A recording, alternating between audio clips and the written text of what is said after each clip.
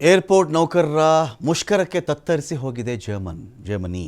ವೇತನ ಹೆಚ್ಚಳಕ್ಕೆ ಆಗ್ರಹಿಸಿ 25 ಲಕ್ಷ ಕಾರ್ಮಿಕರು ಮುಷ್ಕರವನ್ನು ಹೂಡಿದ್ದಾರಲ್ಲಿ ನಮಗೆ ಸಂಬಳ ಜಾಸ್ತಿ ಮಾಡಬೇಕು ಅಂತ 13 ಏರ್ಪೋರ್ಟ್ಗಳಲ್ಲಿ 3400 ವಿಮಾನಗಳು ರದ್ದಾಗಿದೆ. 3400 ವಿಮಾನಗಳು ರದ್ದಾಗಿದೆ ಅಂದರೆ ಇಮ್ಯಾಜಿನ್ ಮಾಡ್ಕೊಳ್ಳಿ ಎಷ್ಟು ದೊಡ್ಡ ಮಟ್ಟದ ಲಾಸ್ ಆಗಿರುತ್ತಲ್ಲಿ ಅಂತ.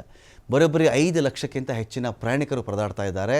ಜರ್ಮನಿಯ ಎಲ್ಲ ವಿಮಾನ ನಿಲ್ದಾಣಗಳಲ್ಲಿಯೂ ಕೂಡ ಲಾಕ್ಡೌನ್ ಪರಿಸ್ಥಿತಿ ನಿರ್ಮಾಣವಾಗಿಬಿಟ್ಟಿದೆ. ಇದೇನು ಲಾಕ್ಡೌನ್ ಏನಾದರೂ ಬಂದುಬಿಟ್ಟಿದ್ದೇನೋ ಅನ್ನೋ ರೀತಿಯಲ್ಲಿ ಅಲ್ಲಾಗಿದೆ ಪರಿಸ್ಥಿತಿ. ಹ್ಯಾಂಬರ್ಗ್ ಒಂದರಲ್ಲೇ 40,000 ಪ್ರಯಾಣಿಕರಿಗೆ ಪ್ರಾಬ್ಲಮ್ ಆಗಿದೆ. ಅಲ್ಲಿ ಫ್ರಾಂಕ್ಫರ್ಟ್ ನಿಲ್ದಾಣ ಒಂದರಲ್ಲೇ 1054 ವಿಮಾನಗಳು ಕ್ಯಾನ್ಸಲ್ ಆಗಿವೆ. ಏರ್ಪೋರ್ಟ್ ನೌಕರರ ಮುಷ್ಕರಕ್ಕೆ ತತ್ತರಿಸಿ ಹೋಗಿದೆ ಜರ್ಮನಿ. ವೇತನ ಹೆಚ್ಚಳಕ್ಕೆ ಆಗ್ರಹಿಸಿ 25 ಲಕ್ಷ ಕಾರ್ಮಿಕರು ಮುಷ್ಕರವನ್ನು ಹೂಡಿದ್ದಾರಲ್ಲಿ ನಮಗೆ ಸಂಬಳ ಜಾಸ್ತಿ ಮಾಡಬೇಕು ಅಂತ 13 ಏರ್ಪೋರ್ಟ್ಗಳಲ್ಲಿ 3400 ವಿಮಾನಗಳು ರದ್ದಾಗಿದೆ. 3400 ವಿಮಾನಗಳು ರದ್ದಾಗಿದೆ ಅಂದರೆ ಇಮ್ಯಾಜಿನ್ ಮಾಡ್ಕೊಳ್ಳಿ ಎಷ್ಟು ದೊಡ್ಡ ಮಟ್ಟದ ಲಾಸ್ ಆಗಿರುತ್ತಲ್ಲಿ ಅಂತ. ಬರೋಬ್ಬರಿ 5 ಲಕ್ಷಕ್ಕಿಂತ ಹೆಚ್ಚಿನ ಪ್ರಯಾಣಿಕರು ಪರದಾಡ್ತಾ ಇದ್ದಾರೆ.